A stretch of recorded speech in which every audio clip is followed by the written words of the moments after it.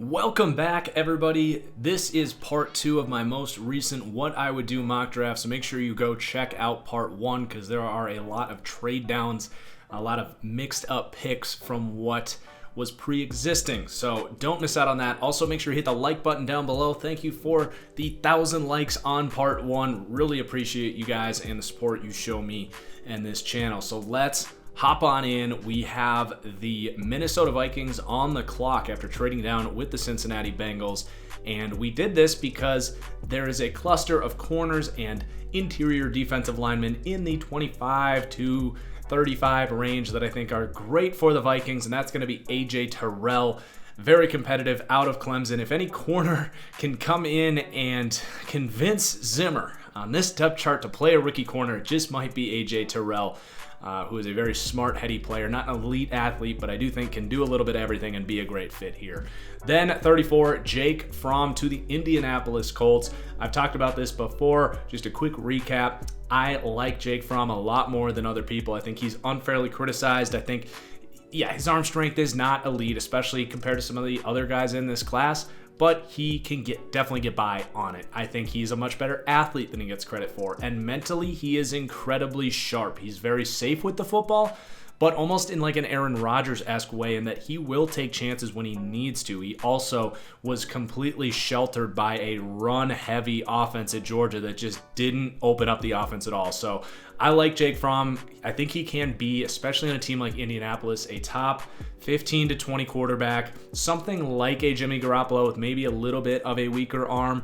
He doesn't even need to be your franchise here. He's a second-round pick. Think of like Andy Dalton, for example. After Phillip Rivers, you can have a cheap rookie in place to kind of be a bridge for something greater potentially down the road, but you're also going to be able to sustain some wins and good quarterback play, especially with this coaching staff here. So I think this is an excellent fit here. And then we've got the Detroit Lions at 35. Ross Blacklock. He is my number 3 interior defensive lineman. He is very versatile, can do a little bit of everything, not necessarily elite at anything, but in this multiple 3-4 hybrid scheme, he is going to be the excellent fit here for that kind of 3 tech in this defense. Next up, the New England Patriots, where we traded down. The trade target I had on my mind was Grant Delpit. Safety out of LSU. His main issue, because he's lengthy, athletic, can cover, but really struggled with tackling in his final season. This is a need in that strong safety position where I think he better projects. He played a lot of free at college, but if anyone can teach this guy to tackle, it's going to be Bill Belichick, and you just might be looking at something short of Derwin James at that position in this defense. Then the LA Chargers. This one was pretty easy. We have Josh Jones falling to us here at 37. He can play left tackle. Plug him in right there. It allows Brian Bulaga to play right tackle. Jones is a late first, early second caliber prospect. Kind of just a beast and is going to really round out this offensive line for Jordan Love and give him an excellent chance to succeed on a roster that doesn't have a whole lot of other holes either. Then pick 38, the Carolina Panthers going to grab Justin Madubuike. My plan for this draft is A, get as much future capital as possible because I am in a bit of a rebuild. We did that in the first round, trading down twice. We grabbed a corner. Now we're going to grab an interior defensive lineman. This team has a pretty big gap there on the interior. They still got K'Wan Short, but they need someone else. That's going to be Justin Madubuike here. So we're building up the defense.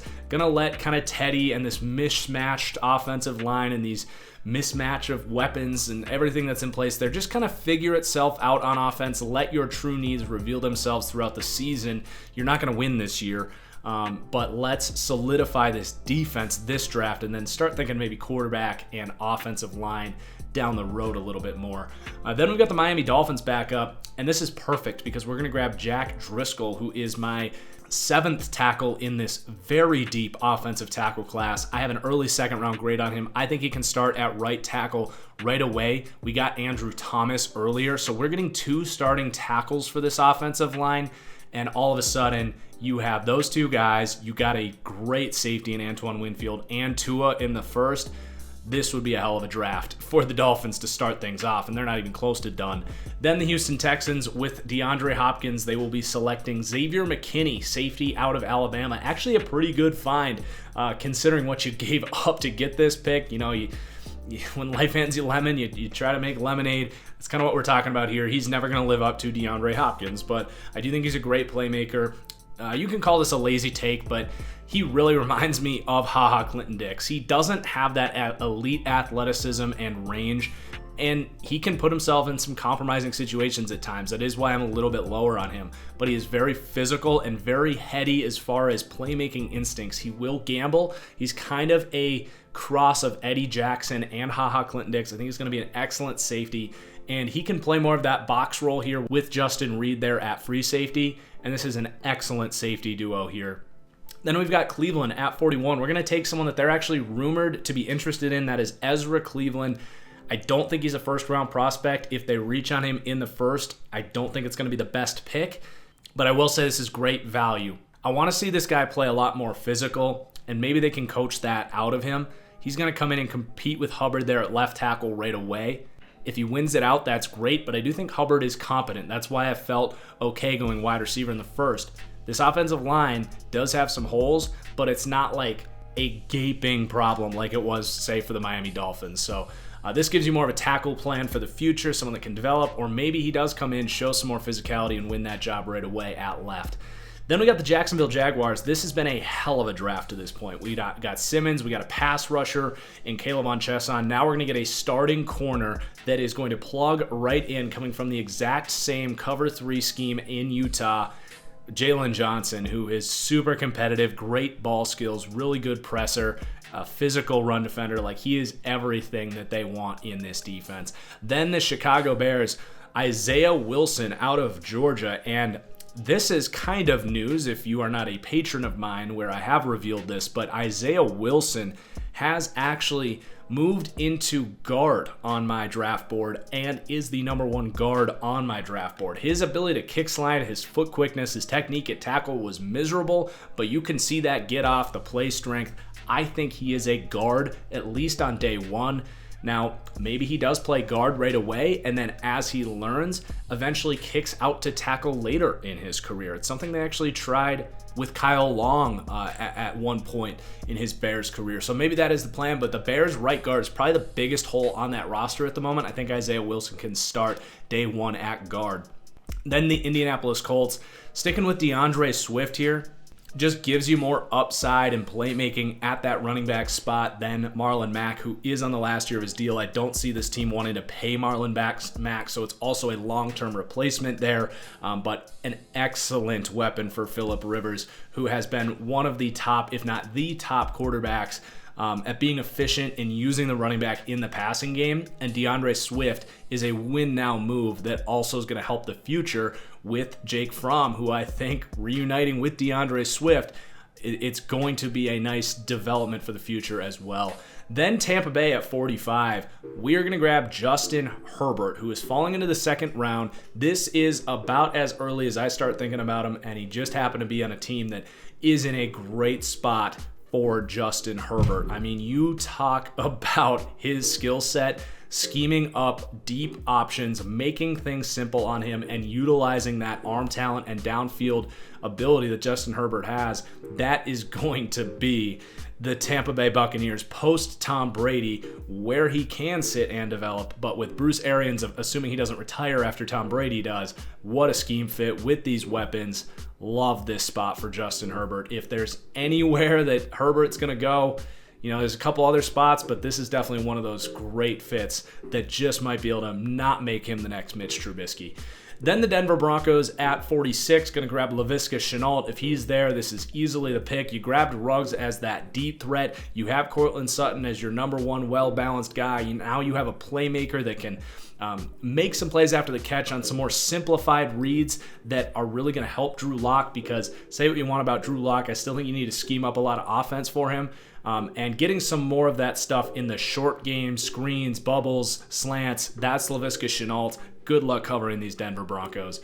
Then the Atlanta Falcons at 47. This was about as easy As the Jalen Johnson pick for the Jaguars, it's the same scheme, that press, cover 3. You want these lengthy zone corners that did it in college, will plug right in, and that is Bryce Hall at the biggest need for the Atlanta Falcons. If you get him in the second after getting Derrick Brown in the first, that defense is reviving some critical pieces that they need there in the sort of Pete Carroll tree of defense.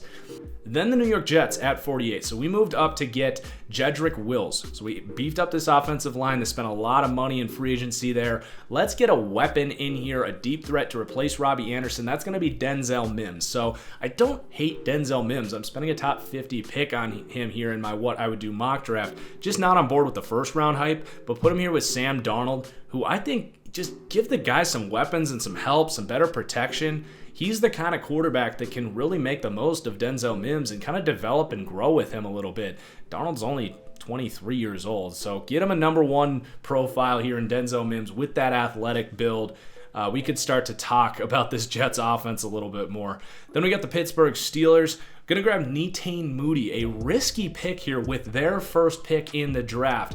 Interior offensive line outside of quarterback, and Justin Herbert has gone in this world.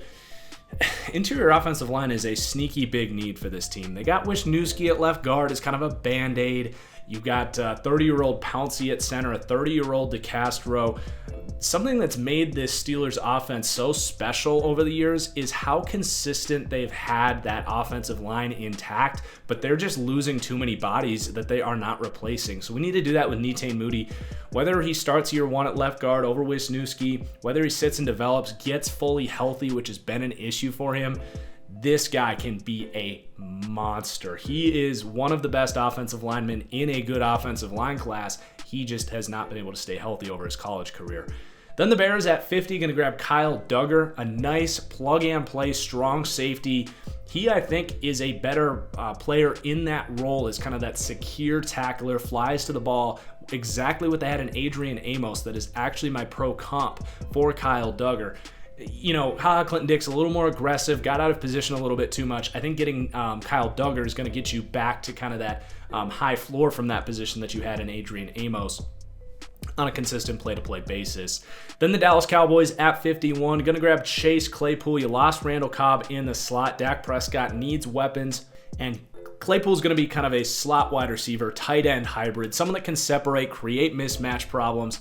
They've got some good outside wide receivers, but I think that middle part of the field between tight end and slot wide receiver is definitely somewhere that a good modern play caller in Kellen Moore is going to be able to take advantage of. So Chase Claypool out of Notre Dame going to the Dallas Cowboys. And the Rams at pick 52. I've been doing this one and I'm going to keep it. Nick Harris out of Washington. He is the definition of this moving pocket protection scheme that the Rams like to run. And at that center position, I think Sean McVay is 100% going to value this. He's going to see him as his target. Some people see him as a 3rd to a 4th round prospect. I think Daniel Jeremiah has him in this 2nd to 3rd round range. This is one of those mid-round picks that I'm kind of calling my shot that this is going to be a target for the Rams. It just makes too much sense for what he brings to the table, what this team is missing, how much value a guy in Nick Harris could bring, orchestrating this scheme and all that. So Nick Harris to the Rams out of Washington. Then the Philadelphia Eagles, an aggressive mock draft. We're sticking with it. This Eagles team just doesn't have that many needs, so it makes sense why we keep going to the same spot. But we got Jerry Jeudy in the first. Now we're going to get Willie Gay, who is an off-field question mark, but a beast on the field. I think the Eagles are one of a few teams that kind of has this aggressive mentality. They're going to look at Willie Gay and say, all right, if we just kind of get him out of the school atmosphere, coach him up to be more of a professional, really let him utilize that athleticism on the field, fly around, make plays, be our Nigel Bradham in this defense. You could be just killing this draft with Jeudy and Willie Gay. Then we've got yet another pick that we've been sticking with, but there's a reason for that. Jonathan Taylor here, the 2nd running back off the board to the Buffalo Bills. I do like Devin Singletary, but I don't see him as that bruising force of a runner that you would be getting here in Jonathan Taylor. The Bills at the core want to be a defensive team. I know Josh Allen has some explosive elements to him, but I think that really what they would love to do is run the ball a little more, run it more effectively. I don't think you're doing that with Devin Singletary. He just doesn't bring that like I said, that dangerous force between the tackles, and that's really what you're getting here in Jonathan Taylor. A bit of a one-trick pony, but it is actually a pretty rare one trick that he is bringing to the table with that acceleration and speed and power through the hole. And then for a very, very similar, if not identical reason here, we are going to take J.K. Dobbins, consequentially here, to the Baltimore Ravens. Now, we speculated that the Bills might want to run the ball more. We know the Ravens want to run the ball more than anybody and right down your throat if it's not Lamar keeping the ball. They have their guy. His name is Mark Ingram, but he has had a career ridden of injuries. Was able to stay healthy for the most part last year. Hard to expect that in another season. If anything were to happen to him, it would take away that inside dive element that teams are so afraid, and they're really just going to start keying in on the read and daring you to hand it off to what? Gus Edwards? All right, let's give it to J.K. Dobbins instead. Someone you have to be legitimately afraid of busting that thing free, shaking a tackle, and going for 80 yards to the house. And it gives you a long-term answer for Mark Ingram. As we start talking more and more in the second and third rounds, if you have a deep roster, you're not always drafting just for this season. So J.K. Dobbins off the board to the Baltimore Ravens. Then the Miami Dolphins at 56.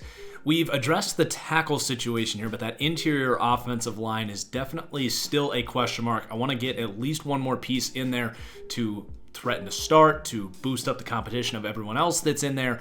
And the guy I'm looking at here is a center, Tyler Biadasz. He's going to compete with Ted Karras, who is a little bit older. But the thing I like the most about this is Tyler Biadasz and Michael Dieter had a great rapport together at Wisconsin. And Michael Dieter had a rough rookie season. All of a sudden, he goes from potentially the best lineman on that team last year to now, after this pick, he might be the 5th best in the entire unit.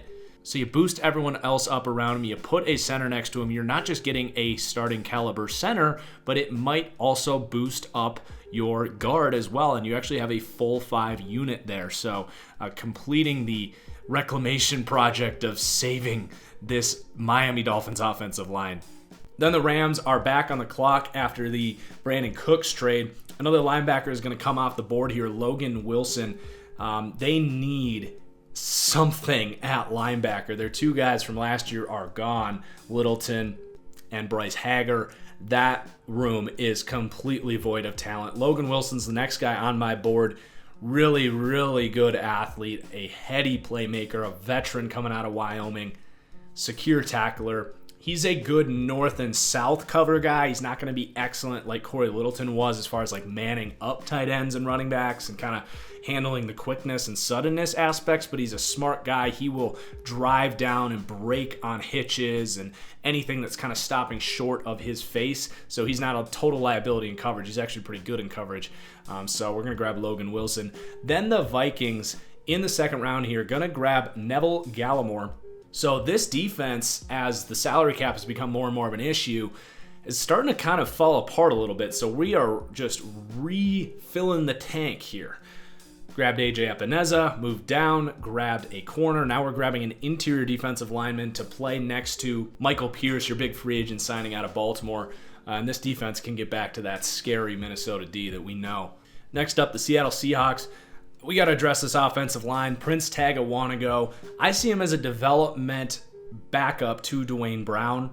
I think he's about a year away as far as technique goes. He could start at right tackle as well. They've brought in some different pieces to kind of compete there, so he can do the same and kind of push those guys as well. But I love him as a one-year backup to Dwayne Brown.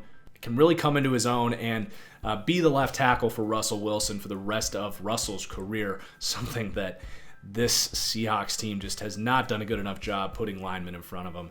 Then the Raiders are back on the clock. They pick up by moving down with the Ravens, and they're going to grab Jeremy Chin, kind of the last missing piece of this defense, I think, is this kind of hybrid strong safety. Is going to be the weak side linebacker in base defenses, which they do like to run, so you got a need there at linebacker, and then he is going to be on the field a ton on dime packages. It's going to be him and Corey Littleton, probably going to take Kwiatkowski off the field for those situations, which is fine. This kind of rounds out this team that doesn't have a ton of needs, honestly.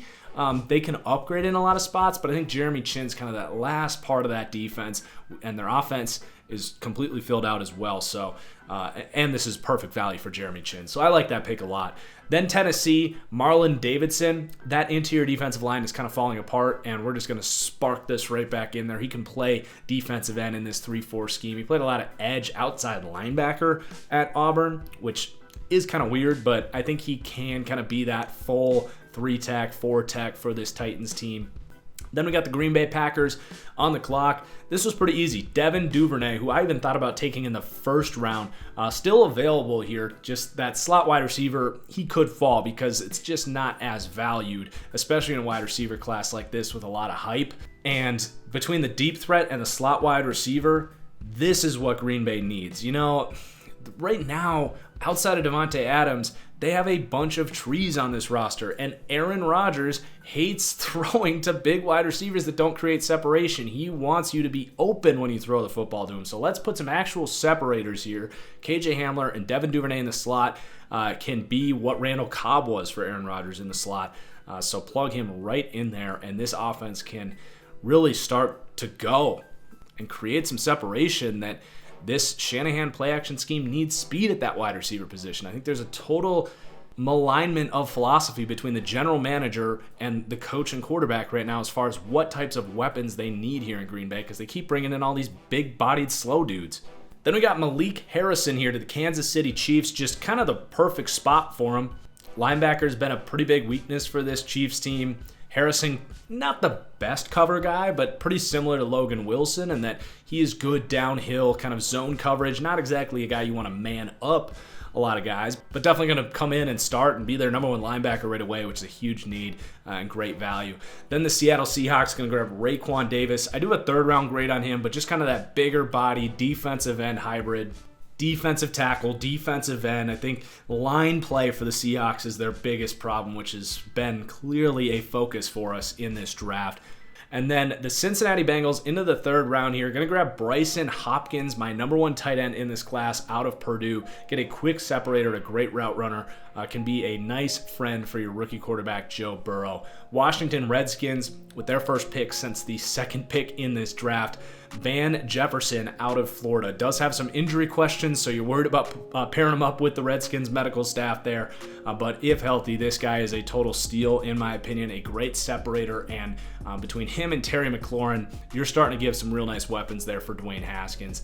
Then pick 67, this is where Zach Bond's going to come off the board. I talked about him in my linebackers video, where he is this kind of hybrid edge outside linebacker guy. If you're going to take him early, I think you do it in one of these schemes here, the Detroit Lions, the New England Patriots. He is falling a bit here in this world, and it's an easy pick here. He will start at outside linebacker for this team day one and be an excellent fit. Then the Chargers on the clock here. You got Keenan Allen, you got Mike Williams there at wide receiver. Both guys' contracts set to expire next year. No guarantee that both of them will be there, and they got nobody after that. We're going to grab Jalen Reagor, who I think is incredibly raw, is not ready to play right away, which does make this a great landing spot. So between him and Jordan Love, you are investing in the future a little bit more than you might like. But I will say that vertical ability paired with Jordan Love in a year is very, very intriguing. Then we got the Carolina Panthers going to grab Terrell Lewis, edge out of Alabama. Simply put, this guy would probably be a first-round pick. He'd probably be the third best edge guy in this class, almost consensus, if he wasn't hurt all the damn time. Reminds me a lot of Carl Lawson coming out of Auburn, who had excellent tape but just couldn't stay healthy. So that's Terrell Lewis here to the Carolina Panthers. A little bit more of a risky pick in what's been a very conservative draft, but if you hit here, especially given the fact that this edge class really stinks, this is really going to knock this one out of the park and kind of make up for being a little more conservative earlier. You might even be getting your best player in this class right here in the third round. Then the Miami Dolphins finally grabbing a running back here, Clyde Edwards-Helaire. We filled so many nice positions of need. Now we have a running back to build a more of a ground game to support Tua. You got an offensive line to clear the way for him, a check down option in the passing game. Tua had to watch this guy kick his ass when they played each other head to head, but now he gets to throw to him. Now we've got the Chargers on the clock. We're going to trade this one down. This is a very deep roster. We've talked about that. The value at need just isn't there, and there is a guy sitting there in Curtis Weaver and a team picking about 8 spots later that would love to move up and get this guy. That is the New York Jets. So this trade is going to be the 71st pick here and the 151st pick, which I believe is a 5th round pick, for the 79th pick and pick 120, which might be early 5th or late 4th. I can't remember, but a bit of a pick swap here. And the Jets are going to grab Curtis Weaver to add some talent, some much needed talent to that edge group. Next up, we've got Cole Kmet here going to the Carolina Panthers. Greg Olsen is gone. Teddy Bridgewater is the most conservative, short passing quarterback in the league. He's going to want a nice tight end, big-bodied guy to throw to. So there you go, Cole Kmet. Now we've got one of the steals of the 3rd round here, the Jacksonville Jaguars getting Ashton Davis. So landing 4 very quality starters on defense. I don't think the Jags are going to be very good next year. If Gardner Minshew is competent with this defense, with these rookies, I do think this would be one of the better defenses in the league. Just based on these rookies coming in, like, this could not play out any better for the Jags. Ashton Davis is a really good free safety prospect. I go back and forth with him and Xavier McKinney, who went almost a full round earlier. Then we got the Cleveland Browns. Sad to see Ashton Davis go because they would have loved him, but we're going to grab a right guard, which is also a big need. I would actually argue that right guard is a bigger need than left tackle for this Browns team, but Damian Lewis is still available out of LSU. The dude's a beast. I think he would come in and win that right guard spot right away. Does have some question marks as far as pass protection and technique, but is just a mauler and could really pave the way in the run game. So a good competitor at right guard. Then the Colts at 75. This one was pretty easy. Michael Pittman out of USC. Big-bodied target. Can be that sort of Mike Williams jump ball guy for Phillip Rivers. Be that traditional number 1 X wide receiver amidst a pretty good balanced group because you got your deep threat in T.Y. Hilton. Ideally, you have a slot playmaker in Paris Campbell. You added DeAndre Swift. All of a sudden, the weapons here are starting to look a lot better. That's a bit of a steal getting Michael Pittman. Tampa Bay finally going to grab a tackle here, Lucas Niang, who in another draft class would probably be an early 2nd round pick. He is a talented right tackle. He is going to come in and compete at right tackle. Now, I do think in this world, based on who we've drafted, you would go out and talk to a guy like Jason Peters or bringing DeMar Dotson back to be that starting right tackle with Tom Brady there, but Lucas Niang can definitely be there for the future or compete and start right away year 1. He's a good player. Then the New York Giants going to grab Troy Dye, a linebacker out of Oregon. They unfortunately gave Blake Martinez a bunch of money. You need someone that can get his ass off the field on any sort of down where the offense might pass, and that's going to be Troy Dye, who's a good cover player, can limit that liability of Blake Martinez there in the middle of the field. Then we got the Atlanta Falcons, Brandon Ayuk. Some people will call this a fall. I have him right around this spot. He reminds me a lot of Nelson Aguilar. Doesn't have the best hands, doesn't run the best routes, but a good run after catch threat. Can come in here and play in the slot, create some separation early for Matt Ryan, and be a nice 3rd or 4th weapon here for this offense. And then the Chargers, where we move down, gonna grab the running back, Zach Moss out of Utah. You do have your kind of modern number 1 guy, I guess you could call him, with Austin Eckler. But, 3rd and 1, kind of shorter package situation. I'd love to have Zach Moss, someone that, you don't have to give the whole workload to Austin Eckler. I do like Justin Jackson, but I don't think he really brings that power element that you would be getting in Zach Moss. Moss is not a liability catching the ball out of the backfield either, so I think it's a good pick after moving down, adding a lot of good offensive talent in this class for the Chargers. Then we got Solomon Kinley going to the Las Vegas Raiders here. Out of Georgia, he's just a really sound, steady mauler, and he's not going to start day 1. He is going to come in and develop between Gabe Jackson and Richie Incognito. When you get into the 3rd, 4th round, you're not always drafting starters. We've done that to this point with the Raiders. They have a well-balanced roster. Solidifying the future of this offensive line, buying some insurance so that you can continue to make that a strength in the future as you do have some older veterans on the inside. We're going to grab Solomon Kinley, and then I'm going to double down on that, taking Matt Hennessy. The value here is exceptional. I do think Hennessy needs a year to kind of grow into his body for one more year. He's coming out as a junior, is a little bit lighter, lacks some of that play strength. But, I mean, between Hennessy and Kinley, all of the guys on the interior there are like over 30 years old. I know they just extended Hudson, but I love this move in the third round where you don't have a lot of needs. These are the value picks. Let's lock down this offensive line here. It's not flashy, and these guys aren't going to play year one, but I am in love with beefing up that offensive line. Then we got Dallas. We've talked about their problems in the secondary in the part one of this mock. We're going to grab Julian Blackmon, and I love this spot because he, to me, is one of the best free safeties in this class. You are absolutely in danger of losing Xavier Woods at free safety here. Now, Blackmon coming off an ACL, probably not going to play at least right away, but he can start to show his talent towards the end of the year, and then you can see if you're confident with him as your free safety heading into 2021, so you can go ahead and let Xavier Woods go. So planning for the future a little bit with a pretty good roster there. The third round's a lot of planning for the future. I think that's what the best front offices do. Then we got the Denver Broncos going to grab Robert Hunt. I've got question marks on the right side of that offensive line. So whether Hunt, who's versatile, plays right guard, is a backup right tackle to Juwan Jennings, who's hurt all the time, or Juwan James, sorry. This is one of the remaining huge needs for Denver, so we're going to fill that thing up. Then pick 84 here, the LA Rams edge a gaping need, and Julian Okwara starting to fall here. A really good athlete, a little inconsistent, a little raw, but he's a guy that can come in and compete and develop for the future. Then we got the Detroit Lions, Ben Bartch out of St. John's. This is almost identical to what we said about the Denver Broncos. Right guard, right tackle, both major question marks. Ben Bartch, a guy that can play either of them. I see him probably starting at right guard as Hal Vaitai plays right tackle, but it could go the other way, and Bartch plays right tackle and Vaitai plays guard, but a massive need for the Detroit Lions.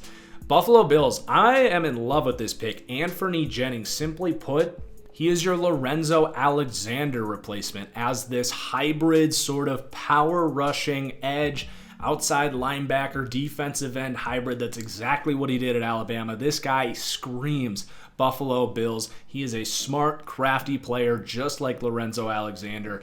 I can't think of a much better spot for Anthony Jennings than the Buffalo Bills. Maybe the Baltimore Ravens. That's about it. Then New England, going to grab Josh Uche out of Michigan. You lost Jamie Collins. You lost Kyle Van Noy. You need that outside linebacker spot. Probably the biggest need left on this roster. And Josh Uche's probably going to come in and start right away. And I wouldn't be surprised if he plays up to Jamie Collins' level, and this being a total Belichick steal in the third round. New Orleans Saints, Lynn Bowden out of Kentucky. Played a little quarterback. He's a freak athlete. Does that sound familiar? Taysom Hill, anyone? Lynn Bowden, more of an actual wide receiver who was just asked to play quarterback as opposed to the other way around. But I know I've said this a lot, but I can't think of a better fit for Lynn Bowden because of the play calling versatility that Sean Payton brings to the table. Bowden doesn't run the best routes, but you put him in a spot where you can scheme him open and let him be a playmaker. You might even have him throw the ball occasionally. You do a 3-quarterback package with Bowden and Hill and Breeze. I don't know, but Sean Payton's going to do a lot with this guy. Then another receiver's coming off the board here, Donovan Peoples-Jones for the Vikings. This is a bit of a swing for the fences. He's very raw, like 5-star prospect, but he's got the #1 physical profile. I think they can do some nice things scheming him open off of play action, letting him kind of use that size and speed to get vertical with Kirk Cousins. I think it's a pretty good fit and a big need for the Vikes, and could be a home run in the third round. Then you got the Houston Texans. Going to grab another interior defensive lineman here, James Lynch. Played a lot of edge in college, can learn here from J.J. Watt. J.J. Watt just isn't reliable for the future. He's up there in age. He's hurt all the time. I love J.J. Watt, but you never know when and if that's all going to come to an end. They're kind of playing with fire every year as far as J.J. Watt's career coming to an end, it feels like. James Lynch is the perfect kind of hybrid defensive end to fill that role in the future. Then pick 91, the Las Vegas Raiders, their third pick here in the third round. Going to grab Damon Arnett. Simply put, they need a fourth corner on this roster to provide depth, to push the young guys. Trayvon Mullen, CJ Anderson now. Might not ever be a starter. How often do I say teams need 4 or 5 quality corners on the roster? Damon Arnett can come in and kind of boost the floor of this secondary in a really good way. The Baltimore Ravens at pick 92 just missed out on Anthony Jennings. We're going to grab the next best power rushing edge, which is a huge hole on this roster. Bryce Huff out of Memphis, definitely a sleeper player here. Did not get a combine invite, but he is one of the more explosive, powerful pass rushers in this class. And I can just picture him having 55 career sacks for the Ravens and then going and getting, the Zadarius Smith, Pernell McPhee contract after playing out his rookie deal. Tennessee going to grab a guard, Jonah Jackson, just a very capable, competent guard out of Ohio State. Might not ever be a superstar. They got some veterans in there. You do have Nate Davis at right guard, who was very hit or miss last year. So just someone that can be a sixth man there, push Nate Davis, maybe even start ahead of Nate Davis, or be the long-term replacement at left guard. Then Green Bay on the clock. We've grabbed 2 wide receivers. Now we need to grab a corner. Kevin King in the last year of his deal, not the best player anyway. Green Bay loves to run a lot of man coverage. Troy Pride can do that. And after Kevin King and Jair Alexander, this team's got nobody. So corner is a very sneaky need here for Green Bay. We're going to grab Troy Pride. Then Denver, we're going to fill the last major hole on this team, and that's Michael Ojemudia out of Iowa. You might be stealing your starting number 2 corner here. Really smart player, is going to play a lot of zone coverage here in this Vic Fangio defense. May or may not start, we'll see, but excellent value filling a need. Kansas City, the last kind of gaping hole here is corner, nickel corner. We're going to grab Darnay Holmes. Really nice, quick athlete. I do think he will play mostly in the slot in the NFL. He's undersized. I love this guy's character. I trust that he is going to be a really nasty, competitive, smart slot corner in kind of a Desmond King kind of way, but he's a better athlete than Desmond King. So a great spot here in Kansas City where you can get good coaching and be a good scheme fit as well.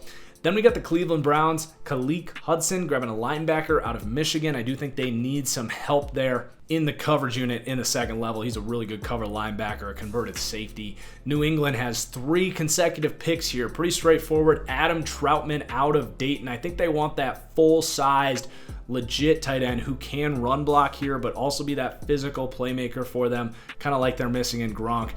I don't think he is Gronk. I'm pretty confident that he isn't, but if anyone left on the board is going to be Gronk at tight end in this class, it's probably Adam Troutman, or at least a portion of Gronk. Gronk's the best tight end ever play, so take that with a grain of salt. Then we got KJ Hill. My comp for him is Julian Edelman. Julian Edelman is 32 years old. He is that crafty slot wide receiver you're looking for here in New England, so a perfect long-term replacement for Julian. Then Jacob Eason is going to be the quarterback, potentially throwing to these guys. We'll see how the whole Jarrett Stidham act plays out. I partially believe in Jarrett Stidham. That is why I did not draft a quarterback in the first or second round for New England. But I think it'd be pretty dumb to put all of your eggs in that basket. You have all of these mid-round picks. Why not throw a dart at a super talented Jacob Eason? You now have 2 young guys to kind of take a look at. It's a small investment. If he busts, if he sucks, it's not even a bust in the 3rd round. It is a gamble. It is a smart throw at a value position that's difficult to find.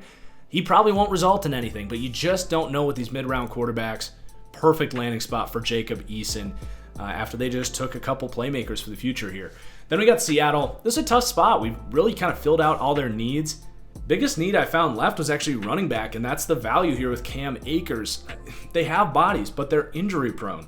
Chris Carson's on the last year of his deal. Rashad Penny's now gone 2 years, seems to have pretty major injury concerns. So let's put Cam Akers into the mix, can do a little bit of everything, offer some of that explosive element. And between the 3 of them, you would think you're emerging with some capable running back talent. Then the Pittsburgh Steelers going to go edge. Bud Dupree, not the long-term answer. I don't know if Bradley Anae is either, but it gives you some depth. They have literally nobody after those 2. Probably at best just a bridge starter while you look for someone else. But he's a good, smart player with some good technique that I think would make a good Pittsburgh Steeler. Then the Philadelphia Eagles here on the clock. Going to double down on wide receiver. It's going to be Joe Reed, which some people might think is a reach. He is a playmaker. He's kind of a poor man's Deebo Samuel. Could play some slot wide receiver here. He's probably only going to see the field if and when Alshon and Deshaun Jackson get hurt, but we saw how bad this receiving core was without those 2. I know you got, Greg Ward as well, a converted Houston quarterback, but you simply need more bodies in this wide receiving group. They run a lot of RPOs and screens here in Philly as well, and Joe Reed can be a total weapon in that game. and he's going to be an excellent kick returner for you. Then we have another quote-unquote reach, according to public opinion, Tristan Jackson here to the LA Raiders. They just let Brandon Cooks go. Simply put, you need to get that deep threat in there. It's not Robert Woods. It's not Cooper Kupp. It's not Josh Reynolds. Sean McVay wants a guy that's going to really separate on those deep over routes, on go balls, off of play action in this scheme. That can be Tristan Jackson to replace Brandon Cooks here. Then the Vikings are on the clock. We're going to grab a safety, Kenny Robinson. You got Harrison Smith. You got Anthony Harris there. Zimmer likes multiple safety packages. This is, again, a little more of an aggressive draft after you had some more conservative defensive picks earlier. A guy that got kicked out of West Virginia, dominated in the XFL.